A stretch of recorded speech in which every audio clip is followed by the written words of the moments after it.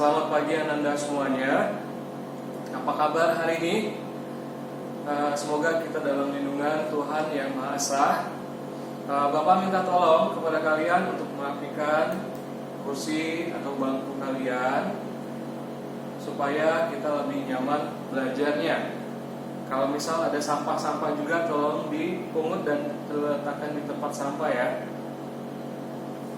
Nah, Bapak lihat sudah rapi. Jadi sebelum memulai pelajaran, kita berdoa menurut agama dan kepercayaan kita masing-masing. Kepada Nanda Ketua Kelas, silakan untuk memimpin doa.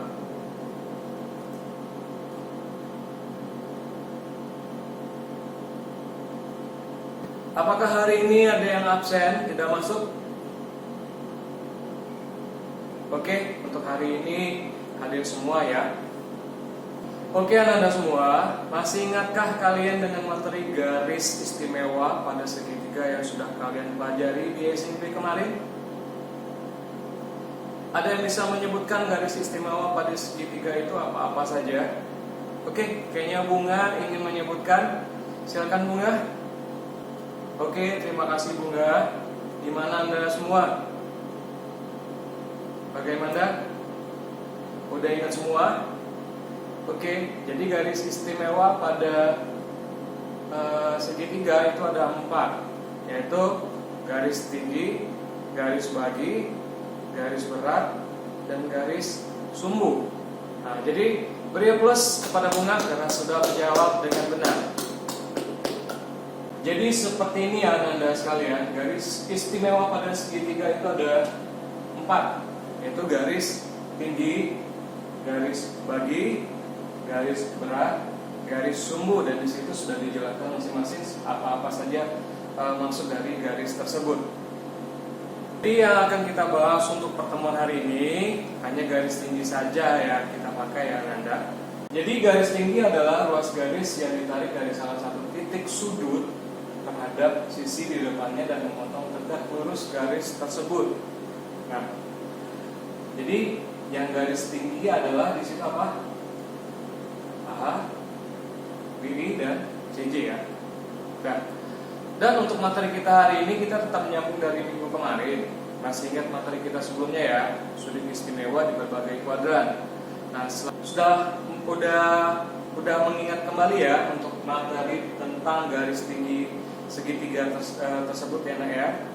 Soalnya kita akan menghubungkan materinya dengan materi garis tinggi akan kita hubungkan ke materi yang sekarang. Dan materi kita hari ini tetap menyambung dari materi minggu kemarin. Nah, masih ingat materi sebelumnya? Ya. Oh, apa tadi? Sudut istimewa di berbagai kuadran. Oke. Udah nyambung ya? Dan paham yang di sini juga. Nah, jadi tujuan pembelajaran kita hari ini adalah kalian nanti dapat menentukan bagaimana penyelesaian yang tepat dan menganalisa masalah yang berkaitan dengan aturan sinus, kosinus. Jadi, Pak harapkan nanti kalian bisa menyimpulkan rumus dari aturan sinus dan kosinus tersebut. Dan kegunaan dari aturan sinus dan kosinus yang akan kalian pelajari itu seperti ini ya. Kalau untuk aturan sinus, kayak kalian menghitung panjang sebuah kapal laut yang akan bersandar di pelabuhan dengan menggunakan sudut deviasi seseorang pengawas di mercusuar yang ketika melihat bagian depan dan bagian belakang kapal tersebut ya. Atau yang sederhananya seperti ini, kalian bisa menghitung tinggi menara Pisa, bukan Pisa ya, Pisa ya. Nah, caranya yang menggunakan rumus aturan sinus. Oke. Nah, yang aturan kosinus untuk apa Pak? Jadi kayak gini, kamu bisa menghitung panjang lintasan yang dilalui pesawat udara dari suatu kota ke kota lain dan arah penerbangannya. Jadi seperti ini ya. Jadi kalian bisa nanti menghitung panjang lintasan, misal dari pesawat dari Jakarta ke Jambi ya. Itu bisa kalian hitung lintasannya berapa ya. Oke? Paham ya? Jadi kita langsung ke materi. Pertemuan kemarin kan kita sudah membuat kelompok Nah, jadi hari ini anggota kelompoknya tetap sama dan sekarang kalian boleh ke kelompoknya masing-masing. Oke, jangan ribut ya Nak ya. Langsung aja ke kelompoknya masing-masing.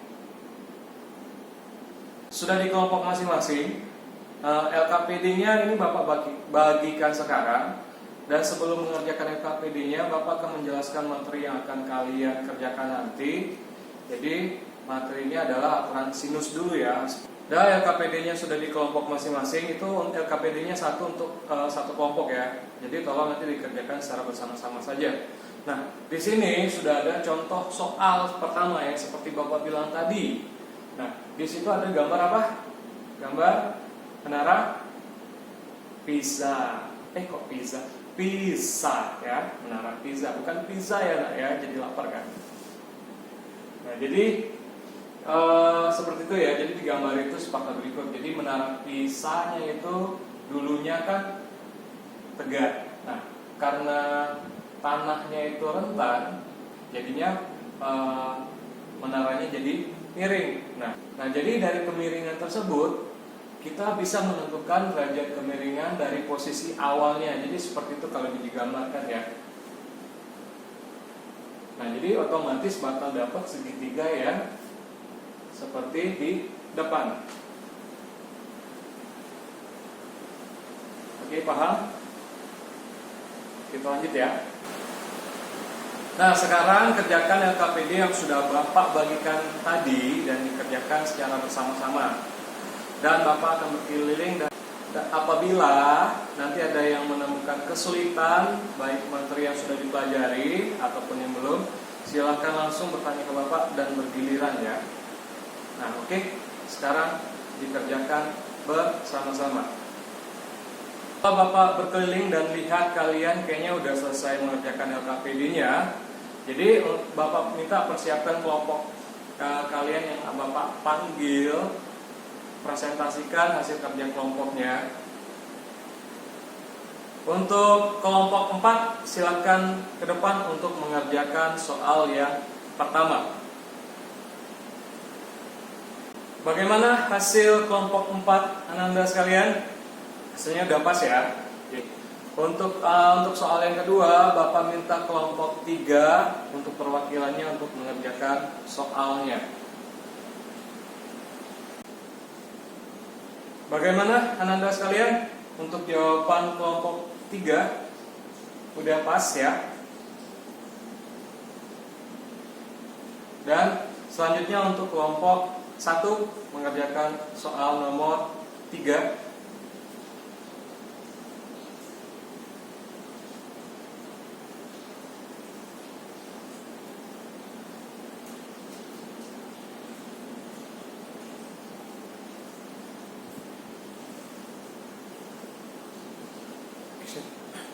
Oke, udah dijawab semua LKPD-nya ya Nak.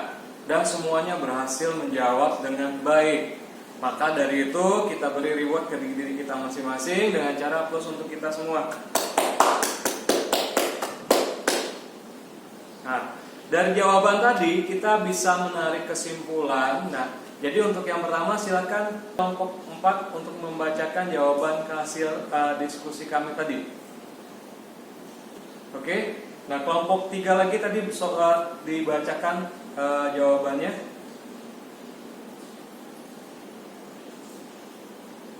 Jadi dapatlah kesimpulan yang kita ambil tadi ya.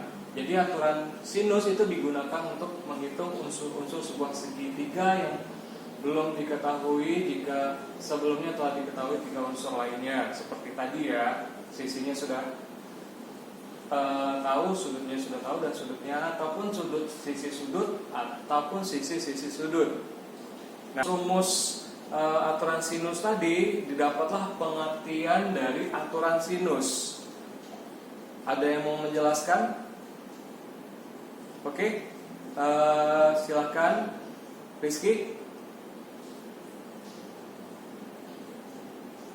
Oke, betul sekali. Jadi aturan sinus itu adalah perbandingan antara setiap sisi dan sinus sudut di depan sisi tersebut memiliki nilai yang sama. Oke.